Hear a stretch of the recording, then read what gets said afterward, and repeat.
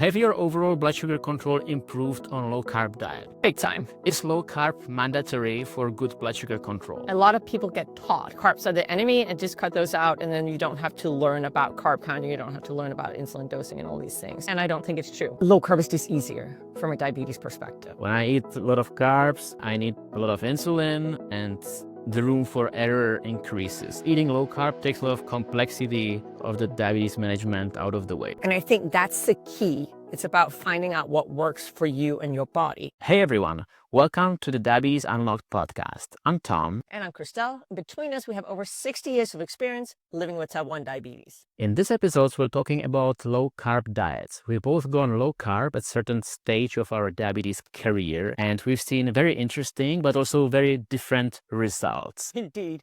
Carbs are a very controversial subject when it comes to diabetes.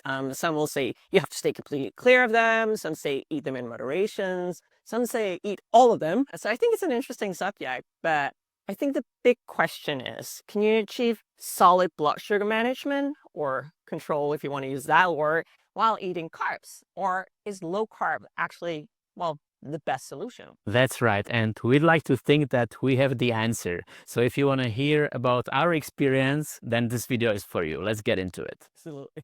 We have all the answers. Well, we definitely have a lot of answers. We might not have one answer, but we have a lot of different answers. What's going to be really interesting is I've tried a lot of different diets, a lot of different ways of eating. I've tried very, very low carb, like the keto. I've tried moderate low carb. We should probably talk a little bit more about what that means, but I've kind of tried the different, I would say, nuances of low carb. And I think you have as well, right? Yes, definitely. And I've also seen success with low carb diet. It's one of the tools that I like to use, and I used it in different shapes or forms over my really, really long time of living with type 1 diabetes. It's actually one of those things that I feel like is the most talked about way of eating in the diabetes community. I don't know if most of the people who live with diabetes follow low carb, but I feel like definitely most of the people talk about it. I personally, for me, it's a really great tool, and first time I really started to see really good results. First time my HbA1c dropped below 7% after many years of really high HbA1c and really low time in range was when I started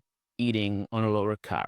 So it really helped me to get my blood sugars under control. And that's why I like it as a tool. And I'm curious to hear about your experience, because I know you have a slightly different opinion. And then we can also talk about when we apply it, if that's okay for you, Christel. I think before we when we started talking about this, I was kind of like, well, what is low carb? What does it, even mean? And I went to Google. I still use Google. And it said that, low carb is generally considered anything below 100 grams of carbs a day, whereas a standard American diet, which I know there are people listening who are not the US, but as a standard diet, I think it's 200, which is a weird span, like from 100 to 200. Weird jump. But anyway, so generally when I think about low carb, I guess it's below 100. And I think keto is generally below, is it 30 grams a day? I mean, it's not hard set like that, but that's kind of how I think about it. So I've tried, when I talk about dieting, I think about you sticking to the same sort of way of eating all the time. And that does not work for me. That does not work for me. But using low carb at certain times does work for me. So I always say I don't diet, which just means that I'm not super rigid. But I do find that, there are certain times where low carb is just easier from a diabetes perspective. And I think that's kind of one of the things that you talked about as well. It's kind of like sometimes I choose to not have to deal with, the carbs, because carbs are the ones that hit the blood sugar the hardest. So that also means those can be the ones that require the most sort of hands-on management. Absolutely. I think easier is perfect word for this, because eating low carb takes a lot of complexity of the diabetes management out of the way. Because let's be honest, food is like one of the biggest challenges when it comes to eating. Is always like a challenge for blood sugar control when I eat, and like the carbs is the component of the food that impacts blood sugar the most. When I eat a lot of carbs, I need a lot of insulin, and the room for error increases. because it's a one-off dose of pre-meal insulin that I need to take, and I'm trying my best to match that insulin, and it's the way it works with the carbs to offset the blood sugar spike. And it's, the more carbs there is in the meal, the more challenging this gets, and the bigger is the room for error. Like a really small mistake on a big plate of carbs makes a lot more difference than on a big plate of salad. So when I was preparing for this episode, I actually put in the ChatGPT, like, what is low carb diet? Like, give me some information. And what ChatGPT said, okay, standard diet is 200 to 300 carbs per day, actually, which is actually even a bit more, maybe what you mentioned, what you found. And then it told me, okay, moderate low carb is 100 to 130.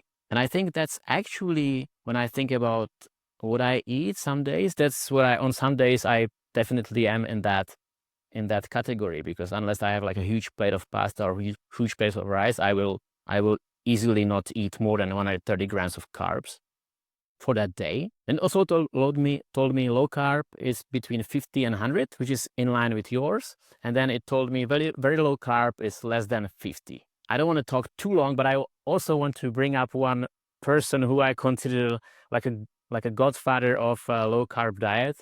And it's Dr. Bernstein, who I guess had a lot of impact on my in my early days of when I really started to take care of my diabetes, and I wanted to improve my numbers. I wanted to improve my overall chances of living a good, long life with diabetes. That was the first person I was like really, I sort of looked at what they came up with, because Dr. Bernstein lived with type 1 diabetes for pretty much whole his life. Unfortunately passed away at the age of 90, and that was just earlier this year. But he really gave me he wrote this book, Diabetes Solution, which is a huge book. And so I didn't read the whole book, but I took a lot of elements from that, and there he actually talks about, one of the best tools to achieve normal blood sugars is what we calls that is eating low carb. And he actually recommends eating less than 30 carbs, or eating around 30 carbs a day, which is really low carb. And it's sort of really, you have to eat a lot of protein, a lot of fat. I feel like he was more into not really ketogenic approach, which is like a lot of fat, but he was more into just avoid the carbs, just avoid the sugars, and eat anything other, no matter if it's protein or fat, to avoid those big spikes in the blood sugar, and to avoid that room for error, make it sort of smaller, if that makes sense. I feel like I'm talking too much, but I just wanted to give that credit where the credit is due, because if it was not for him, I would not be introduced to this sort of diet. I would not get to like really good results as like earlier as I did, if that makes sense. What do you think about this approach of like really low carb, Christel, like 30 grams a day? Is it something that makes sense for you? Well, I think a few things. So it's funny with Dr. Bernstein. I'd never heard, maybe I lived under a rock. I'd never heard about him until I moved to the States, and I became more sort of ingrained with the diabetes, the US diabetes community. I'd never heard about him, but you're in Europe and you heard about him. So again, maybe I just been living under a rock. His specific approach, I find too restrictive. And no starchy vegetables, no fruit. I think to me, that's wild. That doesn't mean that it can't work really well for some people. I never did that component. As I said before, I tried keto. That did not work for me. Anyone who's ever listened to anything I've said online in written format, anything, probably knows this by now. That did not work for me. That actually made me extremely insulin resistant, meaning that my body became really, really bad and utilizing the insulin that I was injecting, making my blood sugars, I didn't have spikes. It was nice and flat, but it was just like constantly elevated, because the amount of insulin I needed and even my endocrinologist in it was like, can you please just stop? This is clearly not good for you and your body.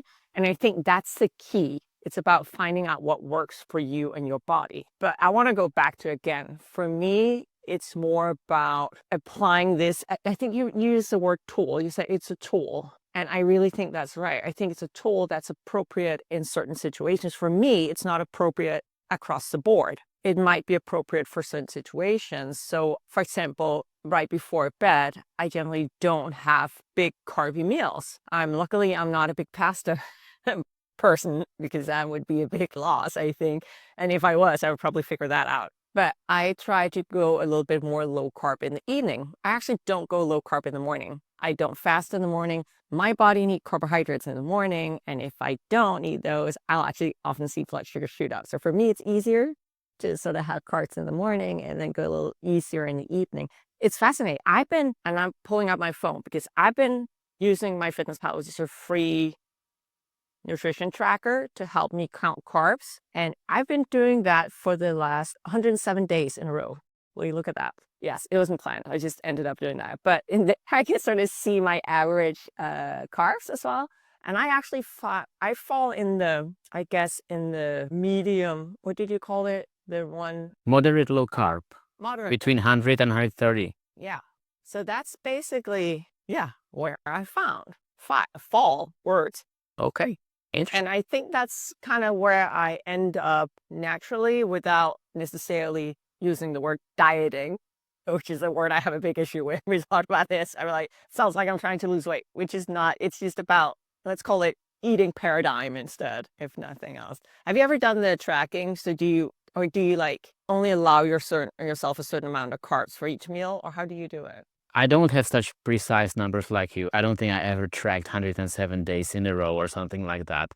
When I was first introduced to low carb, I was really I'll get to the answer. What I was thinking about that was I really wanted to not eat too many carbs, and I was basically following was the guidance in the book. I was eating a lot of meat, I was eating a lot of eggs, I was eating cheese, I would be eating, like leafy green vegetables, not starchy vegetables, and maybe some legumes and things like that. And I know when I have a plate where it's meat or egg and then a lot of vegetables and maybe a little bit of something else, then it's probably 12, 15 carbs, and it's not more than that, because it's really no potatoes, no rice. So I avoided those things.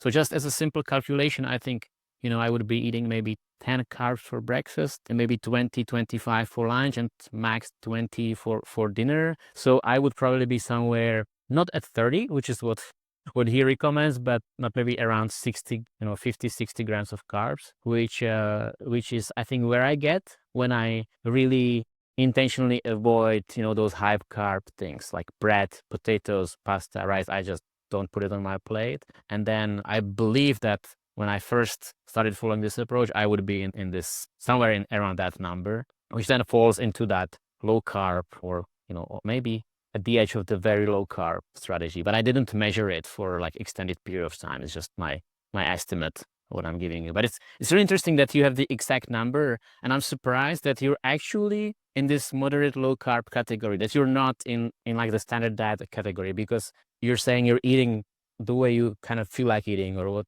is, I would almost say you're eating like this kind of intuitive eating, like what you feel like eating, you have that, if I understood correctly. Oh, yeah, I mean, and this weekend I had pizza. So actually pizza is not my favorite food. It's one of those things that, I had friends visiting, they wanted pizza. We have an excellent like special pizza place around the corner. So we went for some of that. So I have 2 slices or 3 slices, whatever, and it's fine. I just don't do that on an everyday basis. But I found that for me and my quality of life, I have to figure out how to balance that with balancing blood sugar. So balancing blood sugars is important to me, but I have other tools, I feel, in my toolkit than just the carbs. I also have insulin dosing, insulin timing. So there's a lot of like levers that I can pull, and I choose to at certain times pull certain levers, right?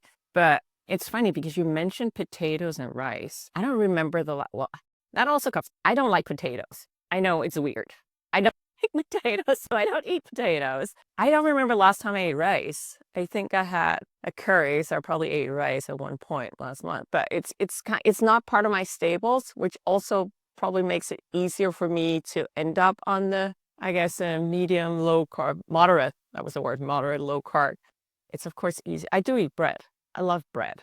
I love baking bread. I love eating it. What I do is I eat it in smaller portions. So I probably like a slice of bread. I would go for like a 20 grams of carbs slice of bread. Does that make sense? Which is like 3/4 of a big low slice or something like that. But yeah, it is sort of a low carb approach. I mean, it's not maybe not intentional, but I feel like to me it sounds like it. Like when you were just a random person telling me what you eat, I would say, oh, you're really eating on the lower carb side, which is totally okay. And it's not a diet. I'm not trying to lose weight. You know, when I say diet, I don't mean to say that I'm trying to lose weight. I just refer to something like the way of eating. So I think we're on the same page here. But I guess I sometimes use low carb maybe as a tool, but like a little bit more, even more intentional or in more situations, because I was thinking about it before we started recording, and there are situations where I simply don't eat many carbs. Like for example, when I know that I'll be, sitting in my office the whole morning or the whole afternoon, I sort of tend to go for, just like other things, like more veggies and more meat, and maybe not that much of like the bread or potatoes or whatever, because I just know it's a little bit easier for me. I will not spike too high, although I'm not doing anything. It's another situation is actually the exact opposite. Like when I know that in 2 hours I will go for a run or I'll be skating, inline skating or something like this, where I'm likely to go low, I like to not eat carbs because I don't want to take too much insulin to cover those carbs, because I know I'll be very active, and if I eat a big plate of pasta, which is 100 grams of carbs, and in 2 hours I will go running, well, if I don't take a lot of insulin, I will spike really high after this pasta. But the problem is, if I do take a lot of insulin to cover that pasta, then during that run, I will still have a lot of insulin in my body, and I will go really low really fast. And that's why also before like this cardio activity, I like to stay on the low carb side, just so that I don't have to take too much insulin. I can eat my yogurt, I can eat my, I don't know, whatever, cheese or whatever that doesn't have a lot of carbs. I can still be like not hungry for the activity, but I don't have a lot of insulin on board. And that's like another approach where I sort of intentionally apply that. And then the last situation is when I'm out of my routine or doing something that I don't do very often, or I'm like in an important meeting over lunch or dinner where I really don't want to focus too much on counting the carbs or how much insulin I need to take. I want to focus more on the conversation or something that's like really important, that's taking more of my focus. Going for a steak during this dinner is really easy, because for a steak you don't need to calculate the carbs. Like you don't need to be super precise at the moment you're eating. And so it's another situation where I kind of apply this. You mentioned before going to bed, which is another one, right? Any other situations where you would apply, low carb as a tool? Isn't it thinking about it? I am, and I think you're right that I'm doing a lot of things intuitively without necessarily putting the label on that now I'm doing it for blood sugars. But for example, I program my brain to think about this is a choice. Every time I eat something, I choose to eat something because I'm hungry. I choose to eat something because I enjoy it. I choose to eat something because it's a social setting. But I think in that choice inherently is also the, is this going to make life harder or easier for me? So it's part of the equation, but it's definitely not the only part. I think on a day-to-day basis, sometimes I'll choose to not eat. Also, well, like not choose the bread because, well, I was like, it's not worth that. Again, I do love bread. It's like my Achilles heel, nemesis, whatever. So I don't think, but I would say like, it's interesting for me because we're talking about making life easier, but we also, the whole goal, I assume, with low carb and diabetes is to manage blood sugars more tightly. Have you actually found that when you've done these like very low carb, have you then found that you had better or tighter blood sugar control, more time in range, and all these things? I don't know if you have any data on that, but Yeah, again, I don't have data that I could point to, but just what I remember, I was talking about this on this podcast earlier. When I was a teenager, my blood sugar was one big mess. It was all over the place. I would be 300 a lot of times. I would go low, but mostly I would be high all the time. The moment I started to pay a little bit more attention, and around the same time, I also came up to discover this low carb approach. I started eating a lot less carbs. And just by doing that, I didn't need to bolus or take so much pre-meal insulin.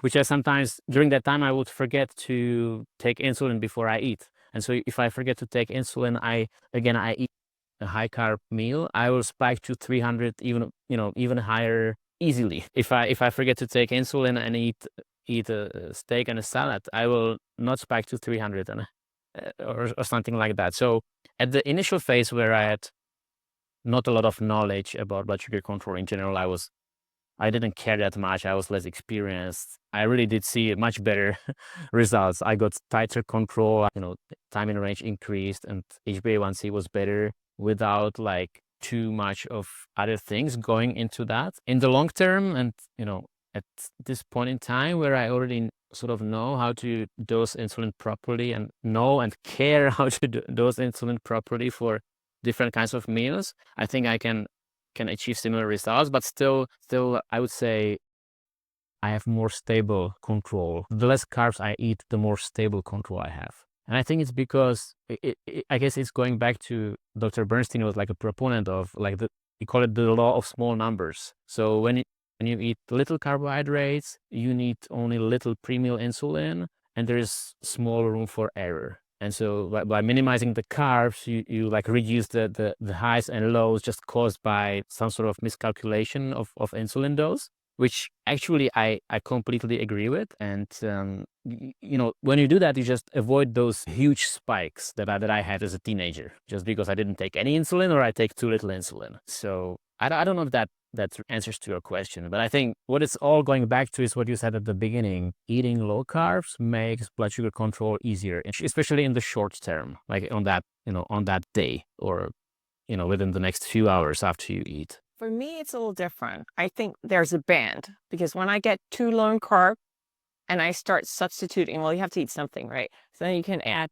protein or you can eat fat. And because I was eating keto, I was eating high fats. All of a sudden, I became more insulin resistant, which I attribute to the fat. So that didn't work for my body. Anyone listening, might work for yours. I'm not saying it doesn't work for other people. I know it does. It just did not work for me. Again, as my endo said, please stop. So what happened was, I guess I didn't have those highs and lows so much, so my time in range was beautiful. So time in range is something that you can often see when you wear a CGM, continuous glucose monitor. It's like the time between 70 and 180. You can set it tighter. So my time in range was brilliant, but my whole average got moved up because it just became harder to keep it at a steady lower level without crashing whenever I added insulin. So for me, that actually meant a higher A1C, great time in range, but high A1C. Whereas now that I'm eating like I am, well, I actually also have a pretty great A1C right now, but it is, for me, it's easier. Just having that bit of carbs, at least like 20, 25 grams of carbs for each meal, makes it easier. And actually also, for me, means better average blood sugars. So again, I think for me, there's a band. I think if I would go like to the American diet on a daily basis, that would probably be challenging for me. But I also know people who do really well on sort of the American diet and has great blood sugars. You brought up my point is, you need to find what works for you. For me, it's just the very low carb, it doesn't click with my body. Actually, I want to double click on one thing that you said, because I see there is like a deeper point somewhere. If I understood correctly, you're saying it's a little bit easier for me to have higher time in range, or actually lower HbA1c when I eat the way you eat, which is let's say moderate carb, which means you're eating balanced meals. Like each of your meals has some carbs, some protein, some fat probably. And I wonder if this balanced meal it's easier for you maybe to align your pre-meal dose of insulin with that meal, because the insulin has certain curve, how it works, right? It has its peak between 1 and 2 hours after you inject it, and the same probably goes for like a balanced meal that has all these components, or it's similar, right? But when you eat only avocado, then this avocado has, reaction time on your blood sugar like 4, 6, 8 hours. It will be raising your blood sugar very slowly, but for a very long time. And that's I guess, it might be challenging to dose with injection. On the other hand, I would say for someone who is on automated insulin delivery system, and correct me if I misunderstood something that you said, but I would say for someone on insulin delivery system, eating super low carb is actually very, very easy, because I know people who eat low carb, and they don't bolus from the pump. So they don't take any pre-meal insulin because the algorithm in the pump can deal very well with these slow blood sugar rises from like protein or fat. It's simply the algorithm gives more insulin at the point where it sees the blood sugar start rising. For, especially for fat impact, it's like works on a really long time frame. The algorithm can handle it on its own, and you can, if your target is set low, you can have really low HbA1c. And I know people who do exactly that, and they don't even need to bolus, which is crazy to think about. But it really works. And I think with multiple daily injections, this might be a lot more challenging because you would have to do like some sort of microdoses to align with that impact of the meal. I don't know if that makes sense what I'm trying to say. It does, because that's basically what the pump does, right? So the pump gives like microdoses. Instead of like one big dose, it gives like a little bit whenever it's needed. So I've seen some people say that they do keto and they do very well on NPH. Yes, NPH insulin, which is a different kind of mealtime insulin. That's just a little bit longer duration. All right. So like a Fiasp or something like that might not work that well with a keto. But I think that's one thing, is which type of insulin is a really good point, Tom. Which kind of insulin you have, which kind of tools you have. I just keep also getting back to, well, also what makes me happy. Yeah. And yes, I do like cheese, and I was eating a lot of cheese on keto, but it's nah, it's just not good for me. Also, I have to ask, how do you guys get your fiber? Do you take like a fiber supplement or what? My system was not happy on just, fats and hardly any fiber. Right. Well, yeah, I think with the I'm no registered dietitian or nutritionist or none of these things, but I think for the fiber, like, I don't want to push too much the Dr. Bernstein's approach, but it's just like one that I know really well, and I don't know the other ones that might be out there. He actually talks a lot about like non-starchy vegetables, which I think is where you get the fiber from. You can get a lot of fiber from, I don't know, spinach or like all kinds of green stuff. But yeah, if you're eating keto and it's like really eating only, or the carnivore, let's trigger some carnivores so they leave us some comments. If you only eat meat, then there's really no fiber. So I guess then you need to supplement in some way. But when I was following this low carb approach, like day and night, then I didn't care about that too much. I was not at the point where I was happy that my blood sugar is now, I have better HbA1c, my blood sugar is more stable, I increased the time in range. That was the only thing I cared about. I didn't care about fiber at all. Now I probably would care about it a bit more, but yeah, it's definitely a good question. No, I think that's really interesting, because like in your hierarchy of things, I think anyone listening, you also have to decide what is the most important thing to you. If the most important thing in the whole world, and you don't care about what you eat, you don't care about any of that, but if you live for managing your blood sugars, then finding the low carb that's right for you is probably one of the best ways of doing it. I mean, if you do not care, then find the type of, same meal every day.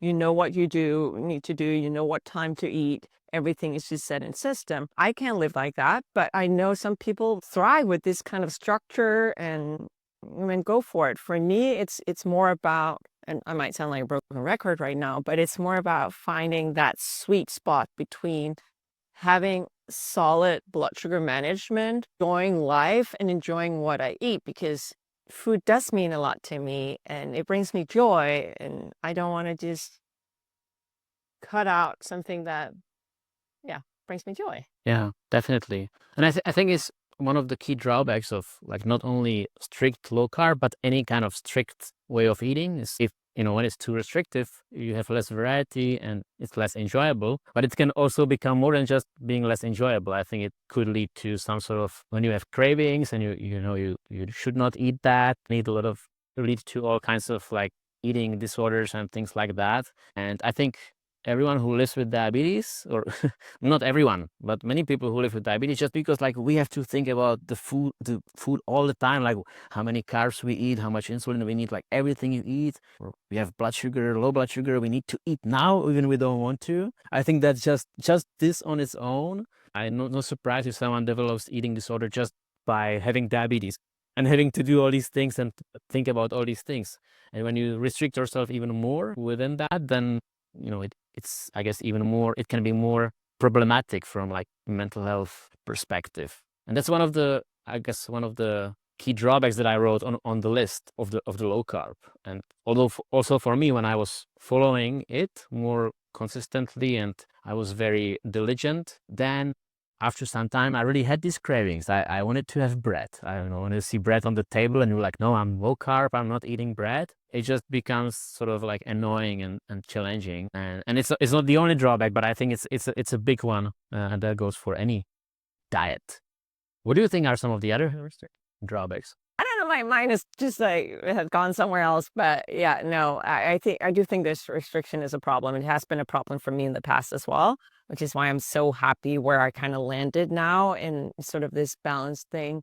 I would say the other thing, and I think we talked about this before, is yes, I enjoy food. I also enjoy the social setting. So before I mentioned that I had friends visiting, we went out for pizza. Yes, I could have gone and just scraped off the topping and only eat the topping. Would have been a choice. But for the most part, it's really hard to go out and enjoy food with friends or family or loved ones, and if you're that restricted.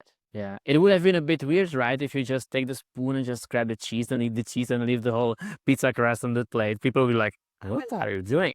That's what my daughter does, but she's 4. Excuse, yeah. I remember it. So back when I was dieting hardcore, I did go out with friends. We would only go out for coffee, right? I would always be like, no dinners. I'm not going out for lunch. We can go out for coffee. And of course, it was still something, but I just ended up seeing it as a loss. And I think that's a real shame, is when I talk to people who are just newly diagnosed and they're like, I can't do all the things that I love anymore. And I'm like, that breaks my heart. And I don't think it's true. If you can figure out how to do things in moderations, I think you can still get really good blood sugar management. It's interesting, the whole thing about, I also think that a lot of people get taught, I did not, but a lot of people get taught that carbs are the enemy and just cut those out. And then you don't have to learn about carb counting. You don't have to learn about insulin dosing and all these things. I had a primary care doctor who I loved. Aside from that, he was a great doctor. He just did not know anything about diabetes. And one of the first things he did was he looked at my blood sugars, and my blood sugars were great. And he's like, yeah, but of course you shouldn't eat carbs. And I'm looking at him going like, that's not true. And we ended up having a conversation again. I loved him, did not understand diabetes. We had a few discussions, and after that, he kind of like never really messed with anything regarding my diabetes. I also have my endocrinologist, but I do think a lot of doctors also push this narrative that, hey, you have to be low carb. You have to cut out, well, not just low carb, you have to cut out all carbs, and they don't necessarily explain it as well. So that means that if you get diagnosed with diabetes, you're told you have to cut out all carbs. What does that mean? Most people don't know what macronutrients are, right? So when you're newly diagnosed, what does that mean? I think most people know no sugar, but I've also met a woman who's like, well, we're only eating crackers. And I'm like, well, that's carbs, but she didn't know, right? And some of the elder might not know to go Google or ChatGPT or whatever you use to figure out, well, what does it actually mean to go low carb? So I think it's an interesting one. Yeah. So you're a gym rat, as you once said. Another thing that ChatGPT told me about low carb is one of the drawbacks is that it is harder to fuel for exercise and more intense activity. And I think when I was really on that low carb side, I was feeling a bit more tired at times, but I don't think I did much of the intense activity which you do. So I was wondering if you have any insights into that, if ChatGPT was right, if eating less carbs makes you like weaker in the gym or something like that. Well, I think it does. It's so much more fun to be like doing a heavy lifting session or even a run after the day after you've had carbohydrates. You just have more gas in the tank. Can it still be done? Can you still function without eating potatoes and rice? Absolutely, you can. But it's going to be a little different. I have gone through periods where I've eaten, again, we talked about this, very low carb. And I remember going for a run, which is funny because I'm not a runner. I don't like running, but just this was a specific example where I'd been running and then I'd had like what's called a refeed day, which means a higher carb day. I remember going for like a 10K run the day after. And I was like, oh my gosh, it's been so easy. I feel like I'm flying. And I was talking to a friend about it. She's like, yeah, duh. But actually, your body has energy in the tank to do all these things. And I was like, oh yeah, all right. So it doesn't mean that you can't do it. It's just, it becomes a little, more fun. And even like professional athletes, like Tour de France, I know sometimes I watch Tour de France on TV, and I think during the race, which is like super intense 3-week race, every day they race 200 kilometers, sometimes in the mountains. It's like crazy physical activity. Nothing, I've never done anything close to this, but I think they during the race, they eat a lot of carbs. They eat like 60-80 grams of carbs per hour of racing, which sounds crazy, but I think that's how they achieve the best performance. If they don't carb up all the time, they cannot keep up the pace of the race, basically. And everybody has to do it, just because the competition is so hard that if you don't do it, you can't keep up. So your run was probably just the evidence of that their approach is correct on Tour de France as well. Like that. I remember Michael Phelps. So he was an Olympic swimmer. Yeah, he got like 8 gold medals from Olympics, in his day. He would go to McDonald's and he'd eat like, I think it was 10,000 calories. That sounds wild, but just like McDonald's food, which is high carb, like also high fat, I guess. So I think he chose McDonald's because then it was consistent no matter where in the world he would go for his swings. But a lot of carbs. But I mean, they're not doing it for blood sugar management either. They're doing it for performance. Right. But what do you think about the idea of starting with, so for example, if people are struggling a little bit with meals, so this is just an idea. So let's say that you're struggling with lunch, you always go high after.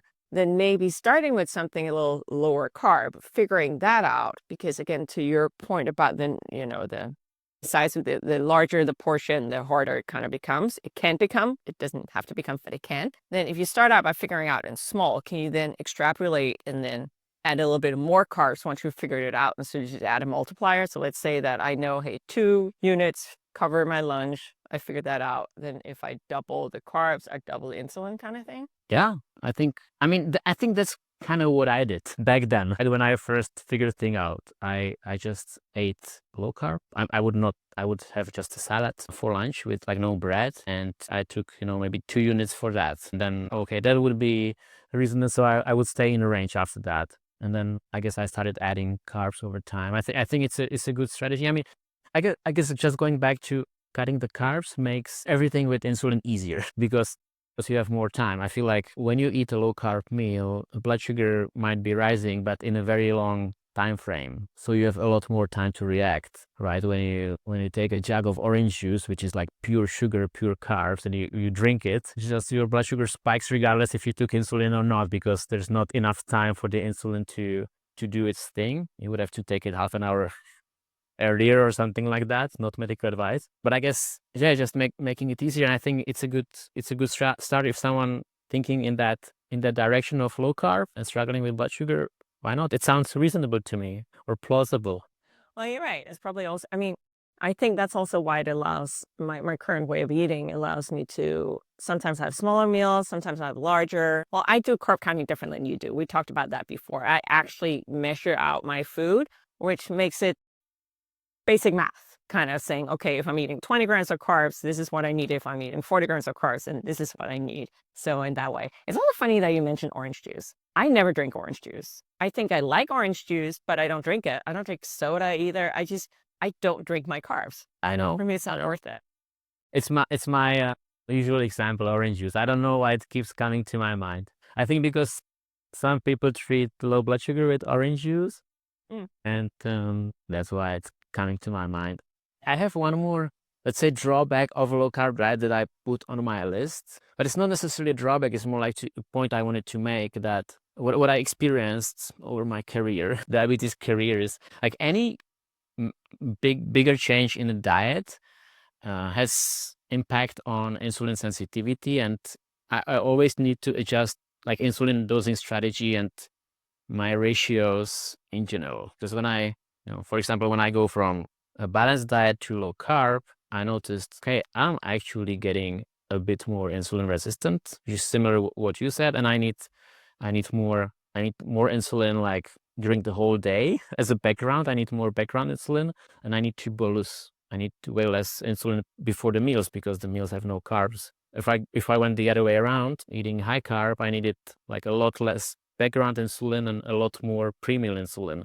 And on the pump, it's easy to see because it gives me a summary each day, you know, how much of my insulin was background and how much was the bolus. And so it's just one thing to consider that, you know, anytime we make a change, it probably might have impact on a lot of things, like how we distribute the insulin during the day, including the insulin to carb ratio, if someone is using that and things like that, because my insulin to carb ratios also changed during different ways of eating. I think we discussed that in our previous episode about what we eat. It's an interesting, so this just took me down a different sort of thought path as well.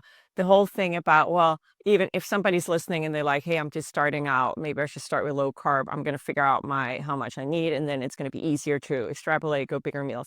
You might also find that things change over time. So even though you stay low carb, you might find that, hey, you know, for those 5-10 grams of carbs, now I need a different dose than I did a year ago. And that's just normal. It's our body changes, you know, we all get older. And everything changes with time. But we are still young, so it's okay.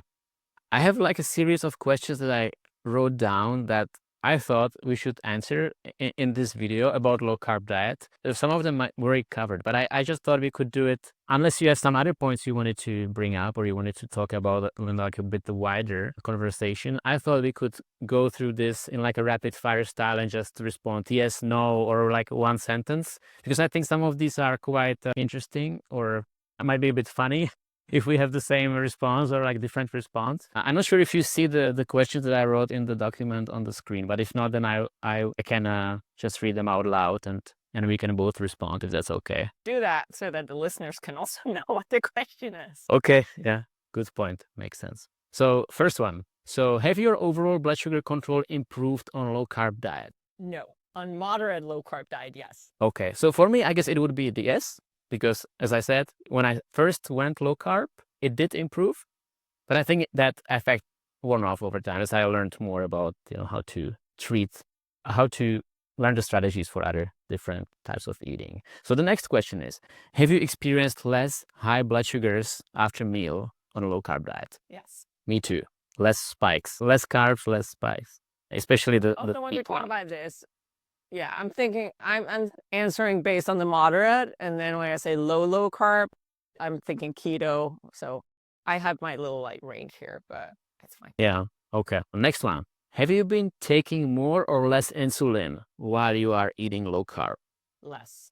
I would also say less when I compare it to, let's say, standard diet, but I would say more when I compare it to low-fat, plant-based. When I was doing that, I was taking even less insulin, which I think is quite interesting because there was high carb but low fat, but that made me very, very insulin sensitive. Yeah. I think it's also interesting because when I've eaten like high carb for a while, it's because I've been on vacation, for example, you know, and then it's usually also high fat. It's not just high carb. And then we're throwing in, very few people only eat carbs, right? So we always have that like meal composition that kind of challenging. It's muddling the waters a little bit, I think. It is, yeah. Well, it's a rapid fire, so sometimes we just have to say yes or no. So I know it's always like there's a gray zones, but let's do the next one. So does going low carb increase risk of low blood sugar for you? Not for me. For me, definitely not. I think actually it reduces the risk of low blood sugar because when I'm eating low carb meal, that change in the blood sugar after that meal, up or down, I feel like it's more stable. And it's like going back to the law of small numbers, less carbs, less insulin, there's less probability that I will go really fast, really low. So yeah, we have the same response here. Next one, eating low carb or keto, which I know you have. Have you missed foods like bread, pasta, and desserts? Big time. Yes. Okay, me too. I was craving them, actually. Okay, let's go to this one. Is low carb mandatory for good blood sugar control? No. I agree. No, I think there